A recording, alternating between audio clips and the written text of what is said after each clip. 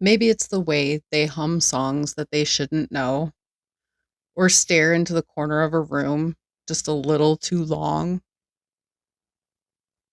You tell yourself it's harmless. Kids are weird, right?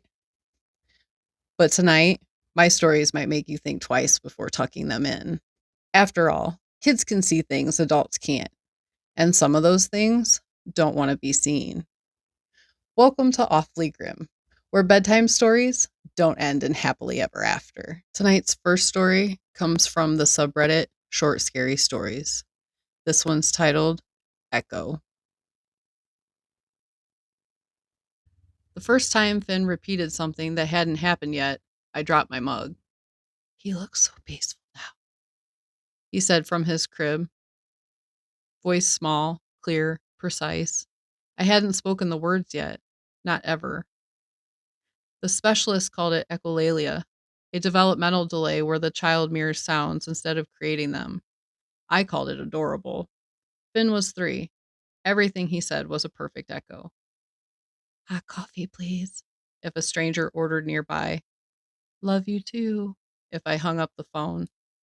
At first, it was charming, endearing even, until the words started coming from inside the apartment. Hush, darling, it's just the pipe, he whispered in John's exact tone. John, snoring beside me. The screws are loose on the banister, he told his toy bear in my own words from last week. But the banister was tight, solid. John had fixed it.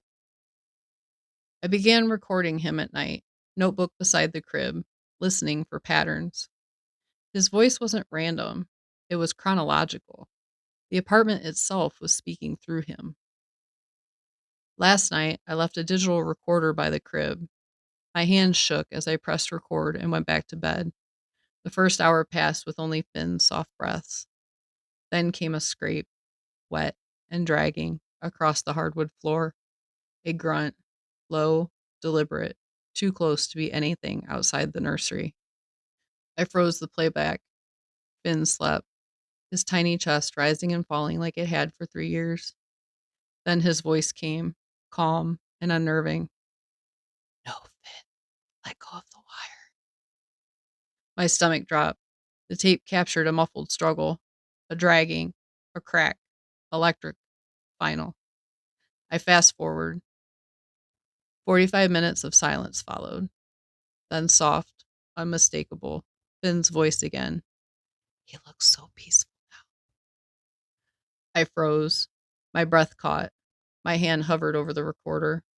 The apartment fell silent until the baby monitor clicked. A whisper hissed through the static, a tiny, deliberate breath, and Finn's voice. Hot coffee, please. But it wasn't Finn this time. It was me. I leaned closer to the crib. Finn was asleep, pale and serene. His chest rose and fell with nothing to disturb it. Yet somewhere in the apartment, the echo continued, repeating, learning, waiting. The house wasn't just a home, it was a mouth. And through my son, it had found a voice. I shut the monitor, tried to breathe. The recorder clicked on again by itself. He looks so peaceful. I think every kid's experienced a little bit of bullying. I remember in school getting my pigtails pulled. In our next story, check out how this little girl deals with hers. This one's titled Show and Tell.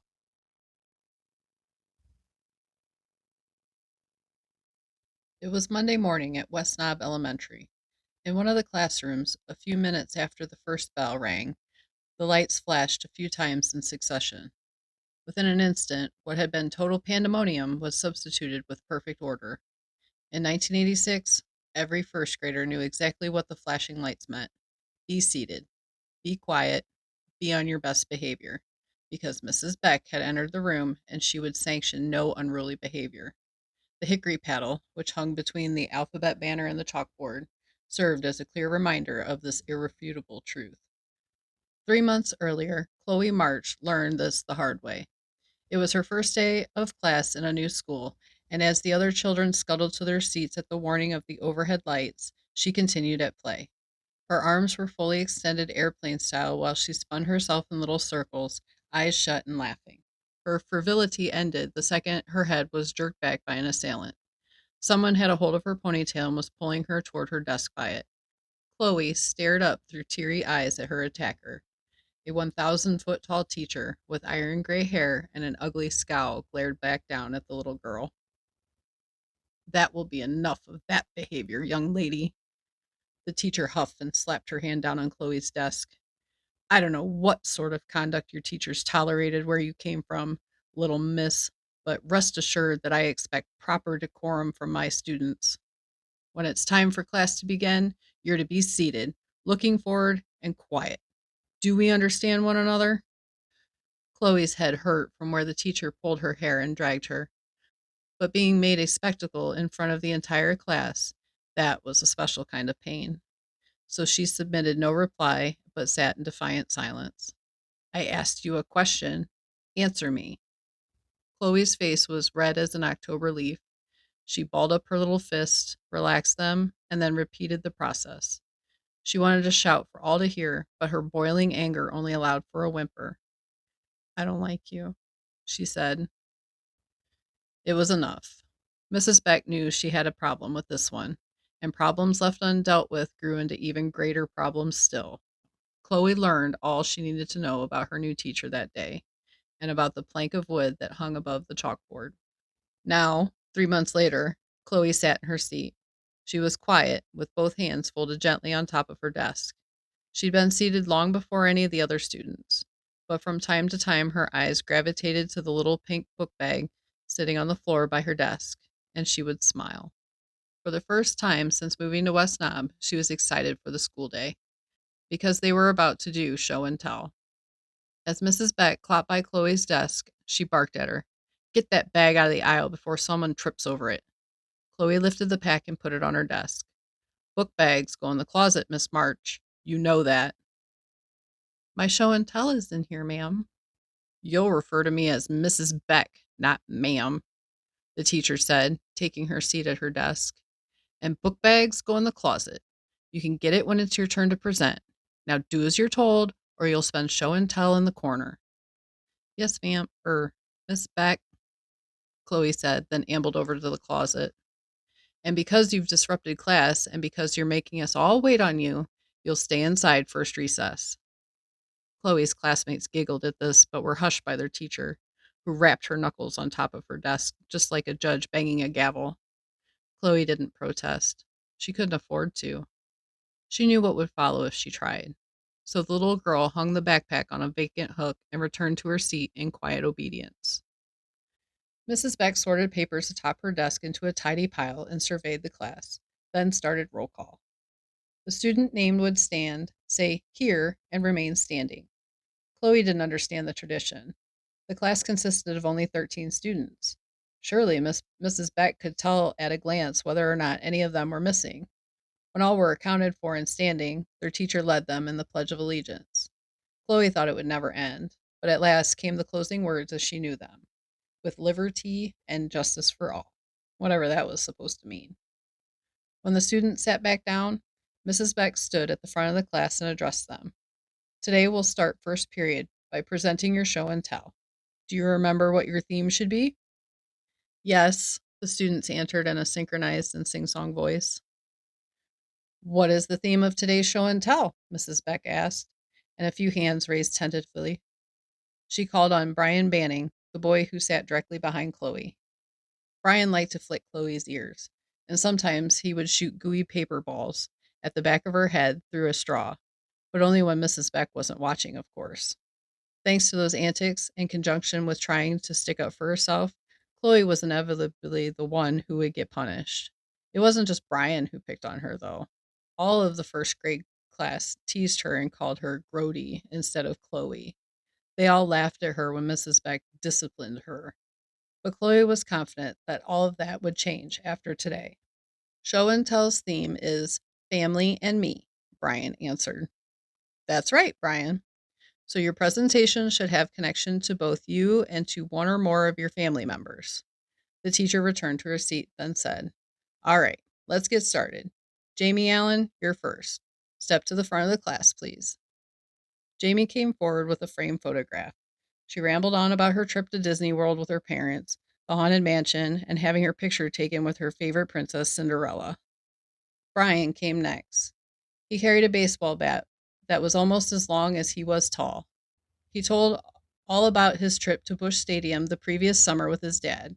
He bragged about getting to go out onto the field after the game and getting the bat signed by Ozzie Smith, Willie McGee, and a bunch of other people whom Chloe had never heard of. But the rest of the class acted impressed. Other kids took their turn, some with very short presentations, others meandering. Butterflies flittered madly in Chloe's stomach while Tiffany Lewis made her presentation. Chloe would be the next student called, and she could hardly contain her excitement. Tiffany brought pink frosty cupcakes that she and her mom supposedly baked together. They were a smash hit with the class. She took her sweet time, walking up and down the aisles, handing one cupcake to each of the students. When she reached Chloe's desk, the last cupcake fell to the floor. Oops, Tiffany said with a snotty little smile on her face. I guess you could still eat it, Grody. Chloe's eyes narrowed, but she didn't say or do anything. She didn't want Tiffany's dumb cupcake anyway, and she sure didn't want trouble with Mrs. Beck, not before she had a chance to show and tell. Chloe was the one who was told to clean up the mess, not Tiffany. She worried Mrs. Beck would skip her altogether if she argued or didn't do as she was told. But it was a quick job for her, and she wasted no time retrieving her backpack from the closet when she was called on for her turn. When she was in front of all her peers and with her teacher's humorless eyes upon her, she realized just how nervous she really was. Her time had finally come. Her little heart felt like a hummingbird desperately trying to fly free from her chest. Her hands trembled as she fumbled to unzip her bag. She gulped breath and tried to calm herself. Okay, she began. I guess you all know that my mommy cuts hair. Eyes on your classmates, Miss March, not your book bag. Chloe looked up at the class and blindly fought the zipper on her backpack. I guess you all know my mommy cuts hair, she repeated. I think she cuts almost all of your hair and your mommy's, and some of your daddy's too. Miss March, does this have anything to do with what you'll be showing the class, or are you just stalling for time? It does, Miss Beck, I promise. Chloe drew an invisible X on her chest and smiled at her teacher. Where was I? Oh, yeah. Mommy cuts almost everybody's hair in town, even Mrs. Beck's. Chloe turned to face her teacher, then further elaborated. Although Mrs. Beck didn't want her to do it at first, but Mommy offered to style her hair for free of charge for her first appointment. I think she did a really nice job on it, too. It looks really pretty. Finally, the zipper cooperated and came open. Chloe continued. And she's real nice to all of you, too, even though you're all very mean at me. Mrs. March, you're not going to use today's project as an excuse to speak disparagingly of the class. I won't have it.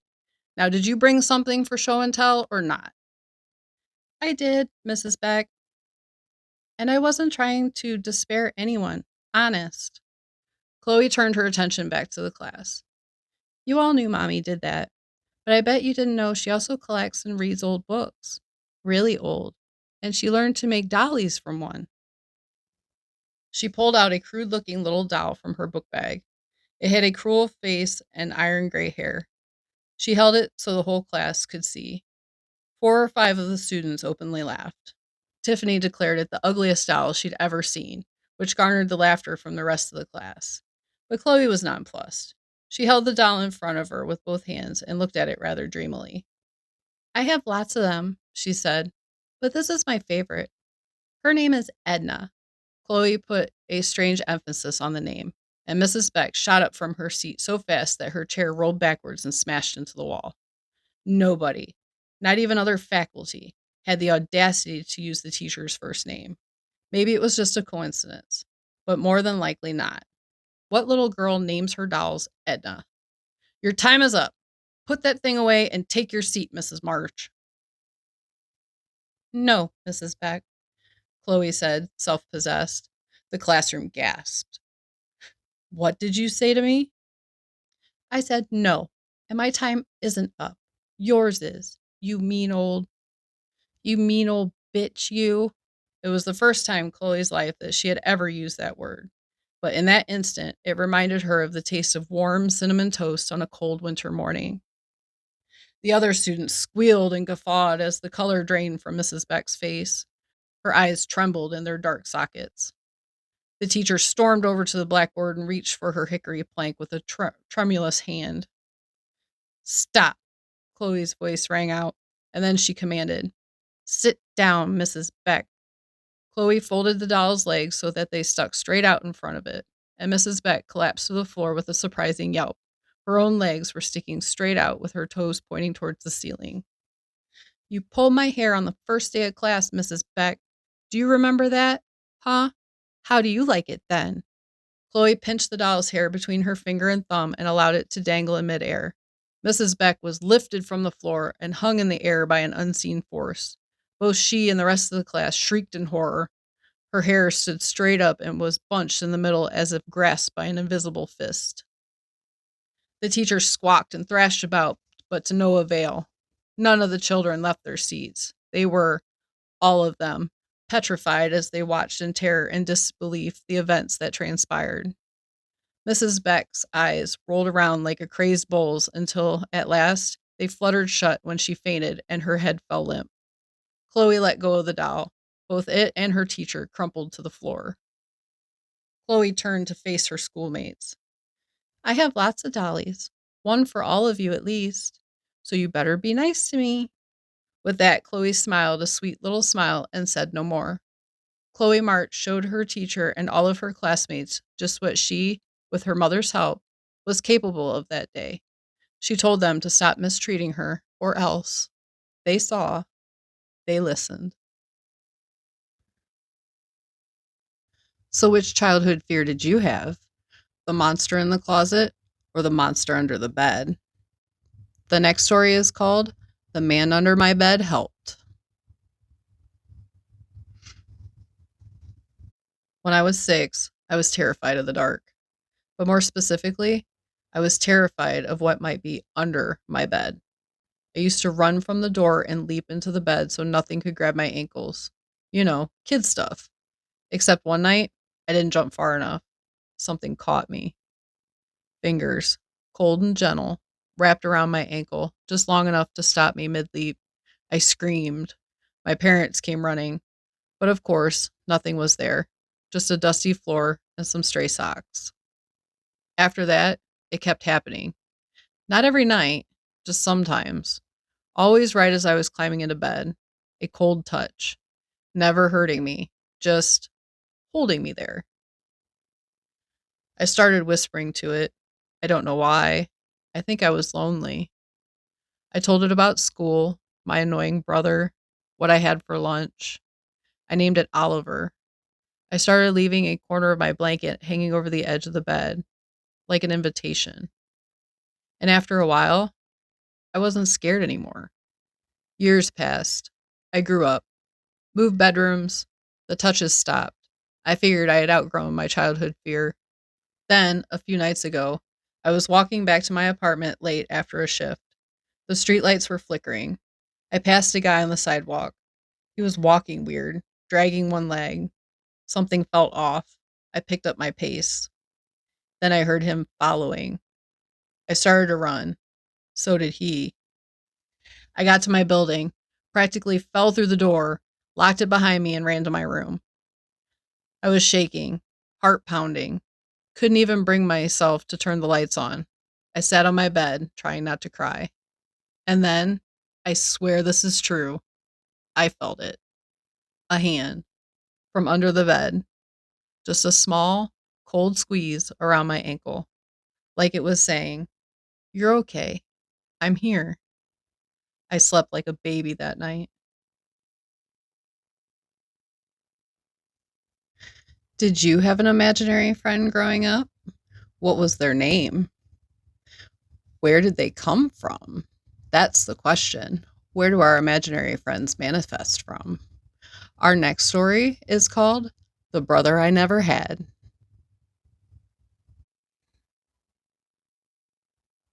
Thomas was the name of my childhood imaginary friend. a playful, devious boy with whom I shared many adventures. The only thing that made him, well, different to your typical imaginary friend was that all 6 of the children in our family had told tales about the same young boy. Like clockwork, at the age of 5, each of us would begin to tell stories about the amazing new friend we've made. And then, as sure as the rising sun, he disappeared from one sibling's life and settled into the next as soon as the next child in line turned 5. After an incident involving my eldest brother climbing a treehouse and suffering a broken arm, my parents gave us one rule. If Thomas asks you to do anything, let us know. We need to make sure you're being safe. I suppose as a child, you tend to look past things that are standing right in front of you. Thomas, making one child inconsolable with his sudden disappearance, while slipping into the psyche of another every few years, meant something retrospectively significant, though. He never spent time past the age of 10 with any of us, until me. My parents were trying for another child, but it simply never came. And so Thomas stuck with me throughout my later adolescence. He stuck by me even when I ignored him as I grew into my early teens and refused to allow myself to believe in something as childish as an imaginary friend. He didn't appear in the flesh during this period, but I could always feel his presence lingering within the coffers of my young subconscious.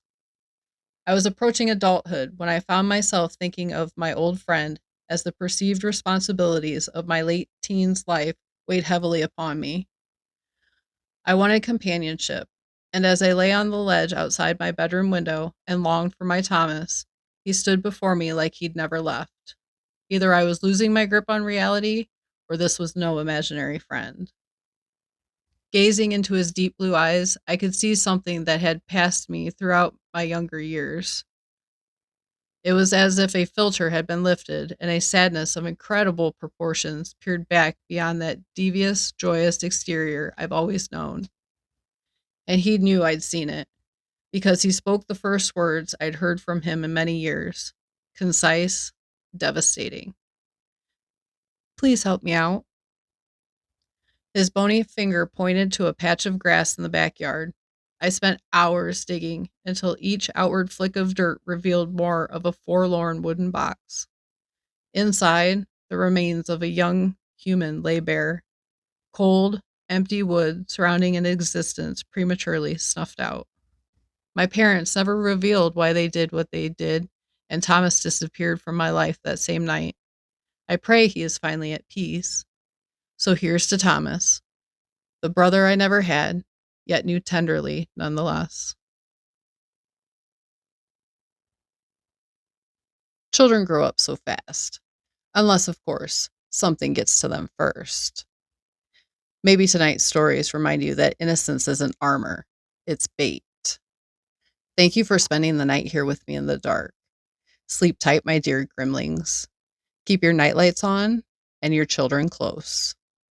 Until next time, this has been Awfully Grim, where all bedtime stories end badly.